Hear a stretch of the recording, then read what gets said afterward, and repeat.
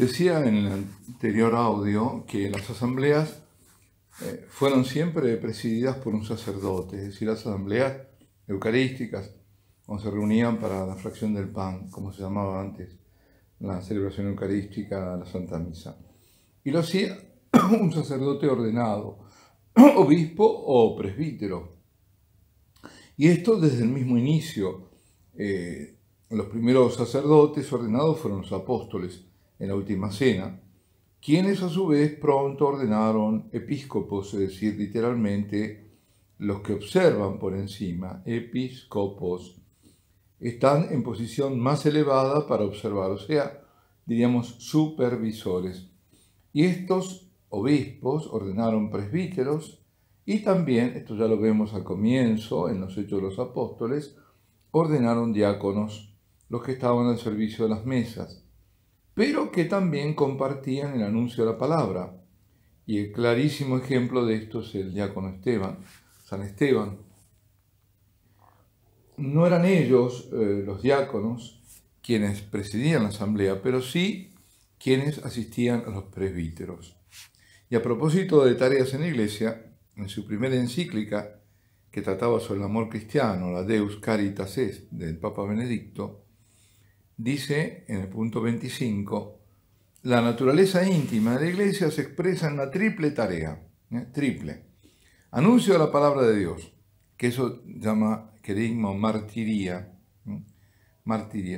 celebración de los sacramentos, liturgia, y servicio a la caridad, diaconía. Es decir, el anuncio de la palabra, que supone también la enseñanza de la palabra, la celebración de los sacramentos, que es la liturgia, el culto, y el servicio de la caridad. Son tareas que se implican mutuamente, decía el Deus Caritas Est, la encíclica, y no pueden separarse una de otra.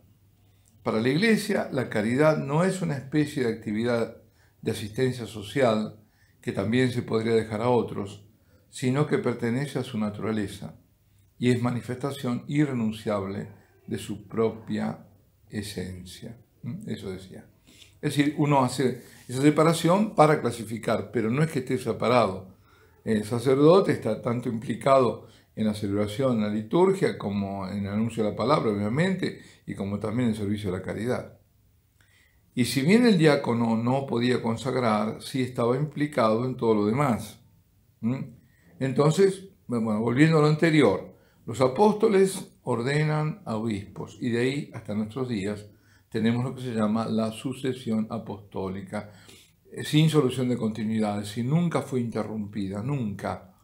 Y los sacerdotes nosotros actuales venimos siendo ordenados de obispos que a su vez fueron ordenados por otros obispos, etc. Y si vamos como obispos, ¿no? Y como sacerdotes de otros obispos también. Y si vamos hacia atrás, llegamos al colegio apostólico, llegamos a la última cena en realidad. Es decir, los obispos descienden en su conjunto del original colegio apostólico, de los 12. Son los sucesores de los apóstoles. Pero creo que también esto alguna vez lo dije, no es que tal obispo de tal lugar desciende de tal apóstol, no. Del colegio apostólico en general. Lo que sí, el único que desciende, digamos, del apóstol es el Papa, que está representando a Pedro, el primer vicario de Cristo. Primer vicario de Cristo. Y es decir que obraba en el nombre de Cristo, bueno, y tenía el poder dado por Cristo. Y eso es compartido también en toda la iglesia, en todos los sacerdotes, ¿no? En torno a la fracción del pan, comienza entonces que la Eucaristía, comienza la llamada koinonía, es decir, la comunión. Es la unión que viene de lo que se tiene en común, unión. La unión que viene de lo que se tiene en común. Y la primera comunión es con Dios. Y luego, a través de Dios, con los otros. Este es el movimiento. Primero hacia el vertical para después ir hacia el horizontal. Y no al revés. Lo digo porque está toda una teología que lleva a lo otro, teología del pueblo, todas esas, ¿no? Que van hacia la horizontalidad y en el fondo están poniendo al hombre como el protagonista cuando el movimiento es totalmente inverso, el único protagonista es Dios, que nos lleva a amarnos a nosotros como Él nos ha amado. Y todos así participan de un mismo culto al mismo Dios, y eso mismo los une. No solo el hecho, sino por sobre todo la gracia divina los une. Es Dios, y bueno, repetirlo, quien convoca, quien llama a todos, convoca, quien congrega, es decir, los pones a todos juntos, o nos pone. Y Dios es uno, y Dios es trino. Y la misa es trinitaria. La misa es el Hijo que se ofrece al Padre y nosotros con Él. Así debería ser. Y todo acontece por manos del sacerdote que oficia. En la celebración de la Eucaristía, el sacerdote, haciendo presente, es decir, representando a Jesucristo, y al mismo tiempo siendo el intermediario entre Dios y el pueblo, dirige sus oraciones al Padre y lo hace por el Hijo, quien vive y reina con el Padre en la unidad del Espíritu Santo. Ahí tenemos toda la Trinidad. Pero veamos este aspecto fundamental, ¿no? Sobre el sacerdote, porque a veces lo quiere equiparar al sacerdocio bautismal, que tiene por supuesto una gran dignidad, pero que no es lo mismo. El sacerdote, al recibir el don del ministerio ordenado, entra él mismo como persona en una nueva relación con Dios y con los demás hombres. Y hay una transformación, y eso se nota, uno lo nota al ser ordenado como diciendo, bueno, yo no soy el mismo, soy pero no soy el mismo. Y se entiende aquello de no soy yo el que vive, sino que Cristo vive en mí. Es una relación que constituye en su actuar una presencia, digamos, sacramental. Vamos a ver de qué se trata esto de presencia sacramental de Cristo en su iglesia, en el mundo. El sacerdote presenta sacramentalmente a Cristo en la iglesia, en el mundo. Es el que media, el que intermedia, que está en el medio entre el pueblo de Dios, entre el pueblo de Dios y Dios. Es decir, los fieles convocados por Dios y Dios mismo. Y lo hace en nombre y lo hace en la persona del único mediador que es Jesucristo. Por eso se lo llama también Alter Christus, se lo ha llamado siempre, el otro Cristo.